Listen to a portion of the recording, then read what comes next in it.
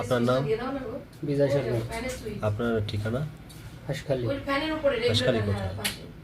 হাঁসখালি কোথায় পুরো ঠিকানা বলুন। হাঁসখালি গোবিন্দপুর কলোনি জলদাসপাড়া। আপনি কি সমস্যা নিয়ে এসেছেন ম্যাডামের কাছে? আমার বউ চলে গেছে, সে ফিরিয়ে আনার জন্য আসছে। কতদিন হয় বিবাহিত জীবন আপনার? 6 বছর। সন্তান? একটি ছেলে আছে 4.5 বছর। চলে গেল কেন?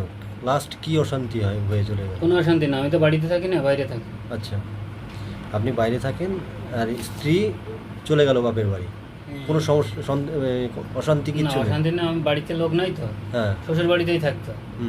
শ্বশুর বাড়ি থাকার পরে তার শ্বশুর বাড়ি একটু অশান্তি হওয়ার পরে বললে যে আমার ঘর ভাড়া করে দাও। আচ্ছা। শ্বশুর বাড়ি এলাকায়, ওই এলাকায় ছেলে ভর্তি করা হয়েছে। হ্যাঁ। ছেলে ভর্তি করা হওয়ার পরে অশান্তির জন্য ঘর ভাড়া করে দেওয়া হয়েছে, এই ঘর থেকে সে বেরিয়ে গেছে।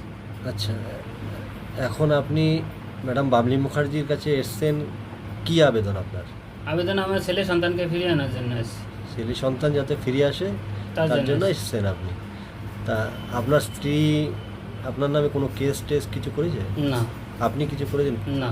আপনি কোথাও গেছেন কোনো সমাজসেবিকা কিংবা কোনো না, থানা কোথাও পুলিশ? যাইনি। কোথাও যায়নি? এমনি গেছি, মায়ের কাছে গেছি, হ্যাঁ। এমনি কবিরাজি টবিরাজি করছি এইগুলো।